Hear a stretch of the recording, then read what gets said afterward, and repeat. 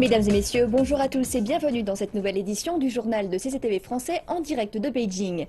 Nous ouvrons ce journal avec la crise diplomatique au Moyen-Orient. Les alliés de l'Arabie Saoudite ont rejoint une action diplomatique contre l'Iran en pleine escalade des tensions après l'exécution par Riyad d'un important chef religieux chiite. Le Soudan et Bahreïn disent avoir rompu leurs relations diplomatiques avec l'Iran. Ils procèdent actuellement à l'expulsion des diplomates iraniens et rappellent leurs envoyés à Téhéran. Le Soudan dit que sa décision a été prise suite à l'attaque brutale qui a eu lieu contre l'ambassade saoudienne à Téhéran. Le Bahreïn dit que l'Iran intervient constamment dans ses affaires intérieures et aussi dans celles du Conseil de coopération du Golfe. Par ailleurs, les Émirats arabes unis ont rappelé leur ambassadeur à Téhéran, rétrogradant leur représentation diplomatique en Iran à un niveau dit chargé d'affaires. La décision des trois pays intervient un jour après la fin des relations diplomatiques entre l'Arabie saoudite et l'Iran. À la lumière de ces faits, le Royaume cesse ses relations diplomatiques avec l'Iran et demande à tous les membres de ses missions diplomatiques de quitter l'ambassade, les consulats et les bureaux affiliés dans les 48 heures. Dimanche, les diplomates saoudiens ont évacué l'Iran quand leur ambassade a été envahie par des manifestants furieux après l'exécution par Riyad d'un chef religieux chiite. Le cheikh Nimer al-Nimer et 46 autres personnes ont été exécutés pour crimes liés à des activités terroristes. L'Iran accuse l'Arabie saoudite d'envenimer les tensions dans la région. Les deux pays sont les deux grandes puissances, l'une sunnite, l'autre chiite, de la région. Et en Irak, des manifestants ont exprimé leur soutien à l'Iran. Ils se sont rassemblés dans les villes de Najaf et de Bassora pour protester contre l'exécution du dignitaire chiite Nimer al-Nimer. À Bagdad, les manifestants arborant des portraits d'Al-Nimer se sont rassemblés à l'extérieur de la zone verte, un quartier fortifié qui abrite les représentations diplomatiques et les administrations. Les manifestants ont dénoncé l'exécution d'Al-Nimer et fustigé la famille royale saoudienne. Certains d'entre eux ont appelé le gouvernement irakien à fermer l'ambassade d'Arabie saoudite à Bagdad, une ambassade qui a récemment ouvert, ainsi qu'à boycotter les produits saoudiens. L'Arabie saoudite avait fermé son ambassade de Bagdad en 1990 après l'invasion du Koweït par le dictateur irakien Saddam Hussein. Les tensions diplomatiques entre l'Arabie saoudite et l'Iran suscitent des craintes chez les pays voisins tels que la Syrie et le Yémen. Certains experts affirment que ces tensions sont source de grandes incertitudes au Moyen-Orient. L'Arabie saoudite dit que la tension actuelle est due à des attaques de manifestants contre ses missions diplomatiques. Pour ceux qui protestent, c'est l'exécution d'une grande figure religieuse chiite par Riyad qui est en cause. Mais aux yeux de la Syrie, un allié de l'Iran, les choses peuvent s'expliquer sous un autre angle. Un programme diffusé par la chaîne nationale syrienne dit que la cause des tensions est la mauvaise santé de l'économie saoudienne. L'Arabie saoudienne aurait initié une guerre économique contre l'Iran en faisant baisser le prix du pétrole brut, mais le plan a été avorté. Les experts préviennent que cela pourrait mettre en danger les pourparlers de paix syriens prévus pour le 25 janvier. Les relations tendues auront un impact négatif. Les parties impliquées dans le processus politique risquent de rejeter une solution diplomatique. Ils pourraient revenir à des solutions violentes. Les experts craignent un autre scénario dans lequel l'Arabie saoudite et l'Iran augmenteraient encore leur soutien aux parties belligérantes en Syrie, ce qui pourrait encore envenimer les choses. Un communiqué de Téhéran dit que le pays a envoyé des conseillers militaires en Syrie et l'Arabie saoudite fournit une aide à l'opposition syrienne. Cela veut dire que le conflit va encore s'intensifier, spécialement dans la province d'Idleb, dans le nord-ouest. Le Yémen, voisin de l'Arabie saoudite, est divisé sur la question. Son président, Abd Rabbu Mansour Hadi, s'est entretenu avec le ministre saoudien de la Défense et a critiqué les attaques iraniennes contre l'ambassade saoudienne. Les houtistes, un groupe rebelle yéménite, disent que l'Arabie saoudite a eu tort de faire exécuter ce leader religieux. Les experts prédisent que les deux camps en conflit au Yémen vont devoir choisir entre l'Arabie Saoudite et l'Iran, ce qui va encore aggraver la situation déjà très instable dans ce pays. La sécurité a été renforcée dans les rues de Téhéran suite à l'attaque de l'ambassade d'Arabie Saoudite. Le calme revient peu à peu dans la capitale iranienne. CCTV est allé à la rencontre de ses habitants. Il s'agit à présent de la rue Nimr Baker al-Nimr. Elle a pris le nom du clerc chiite qui a été exécuté par l'Arabie Saoudite le 2 janvier. Il s'agit également de la rue sur laquelle se trouve l'ambassade d'Arabie Saoudite en Iran. L'endroit est hautement sécurisé et interdit d'accès depuis que des manifestants iraniens y ont pénétré avant d'incendier le bâtiment. Les Saoudiens devraient savoir que les Iraniens n'accepteront aucune forme de coercition ou de menace. En tant que jeunes Iraniens, nous n'autorisons aucun Saoudien, aucun Israélien ou Américain à nous menacer. D'autres Iraniens condamnent l'attaque de l'ambassade saoudienne par leurs concitoyens. Ils rappellent toutefois que Téhéran a fait preuve de retenue en 2015 lorsque plus de 400 Iraniens ont péri à la Mecque. Ils estiment donc que Riyad ne devrait pas chercher la confrontation. Ils ont le droit d'être en colère et de se sentir menacés parce que leur ambassade a été attaquée. Mais nous ne devons pas oublier ce qui s'est passé à la Mecque et qui a provoqué la mort de centaines de pèlerins iraniens. Je ne sais pas ce qu'ils essaient de prouver au monde en agissant de manière si radicale. Les exécutions en Arabie Saoudite, l'attaque de l'ambassade saoudienne et la rupture des liens diplomatiques sont intervenues en quelques jours seulement.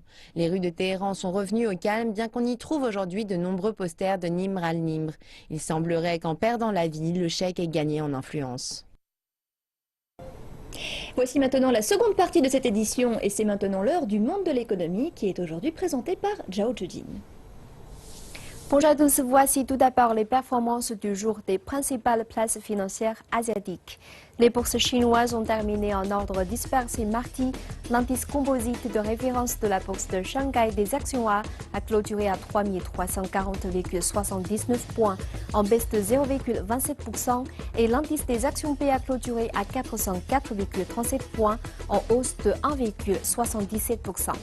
L'indice de la bourse de Shenzhen des actions A fini à 2175,23 points, soit une baisse de 1,87%. L'indice des actions P a clôturé à 1253,29 points, en hausse de 1,2%. La bourse de Tokyo a fini en baisse de 0,42% mardi dans un marché toujours focalisé sur les indices boursiers chinois qui sont repris à la baisse dans l'après-midi après une éphémère tentative de rebond. L'indice Nikkei a terminé en repli de 76,98 points. Nous enchaînons avec les taux de change, les prix du pétrole et ceux des métaux précieux.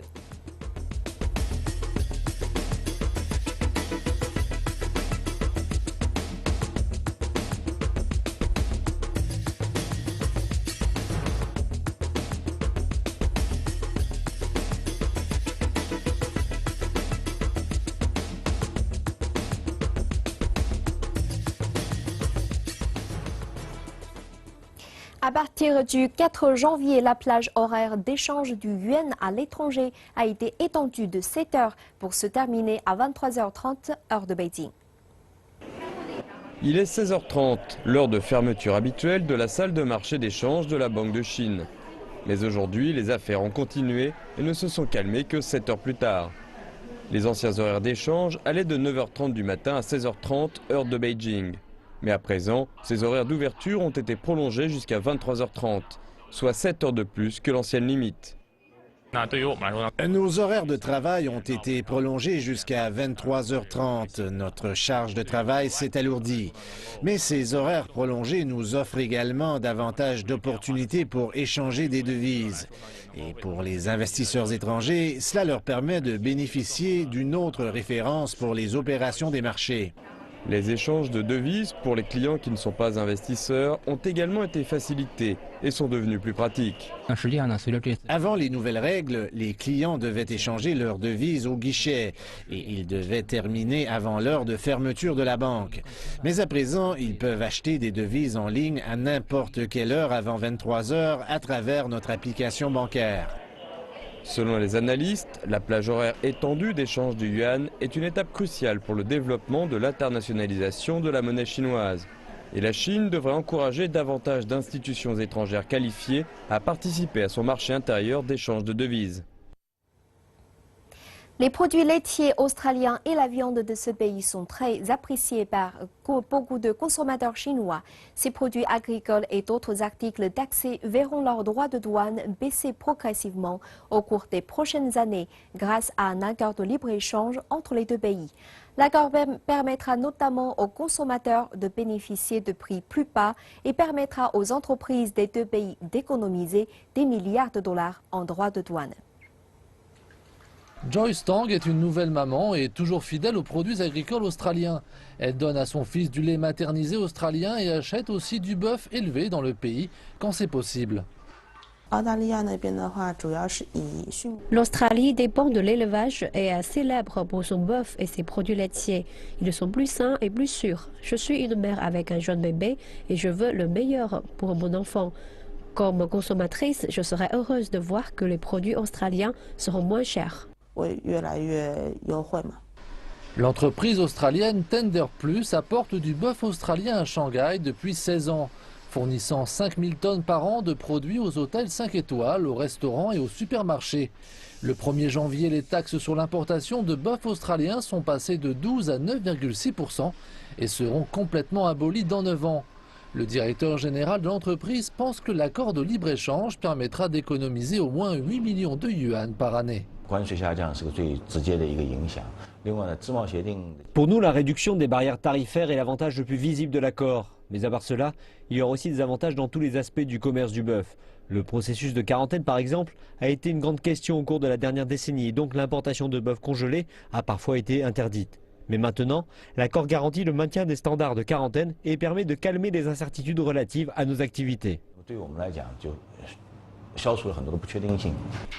Les douanes chinoises prévoient que d'ici un an, des produits d'une valeur de 20 milliards de dollars d'exportation chinoise en Australie et de 15 milliards de dollars d'exportation australienne en Chine profiteront des diminutions tarifaires.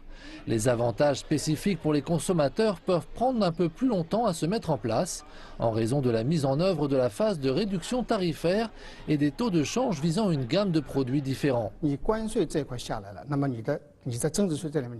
Quand les droits de douane d'un produit baissent, la taxe sur la valeur ajoutée chute aussi de façon proportionnelle. Ces changements vont se refléter dans le prix de vente du produit. Mais le processus prend du temps. L'accord de libre-échange n'est entré en vigueur que le 20 décembre, donc les produits importés avant cette date n'ont pas eu droit à ces réductions. La Chine est maintenant le plus grand partenaire commercial de l'Australie, achetant presque le tiers de toutes les exportations australiennes. La Chine a signé jusqu'à maintenant 14 accords de libre-échange avec 22 pays et régions. Beijing prévoit que le pays importera des marchandises valant 10 000 milliards de dollars américains lors des 5 prochaines années. Des évaluations officielles disent que la Chine investira aussi 500 milliards de dollars américains à l'étranger durant cette même période. Dans le domaine de la coopération agricole, la Chine et le Mexique ont fait de grandes avancées l'an dernier. Le commerce réalisé avec la Chine a en effet aidé le Mexique à diversifier son économie. Les exportations mexicaines vers la Chine ont culminé en 2015. D'après le gouvernement de Mexico, elles ont fait un bond de 25%, le secteur agricole en ayant le plus profité. Cette avancée est réalisée après l'élan concerté depuis ces dernières années par le président Enrique Peña Nieto pour pénétrer le marché colossal chinois à l'aide de produits agricoles. Le dirigeant souhaiterait également amoindrir la dépendance des exportations vis-à-vis des États-Unis, Washington étant en effet le premier partenaire commercial de Mexico. Jusqu'à récemment, le Mexique ne se contentait d'exporter qu'une faible variété de produits, des avocats entre autres. Mais depuis décembre, la Chine autorise l'importation d'un large éventail d'articles, parmi lesquels le tabac, la viande de cheval, les myrtilles ou encore le maïs doux.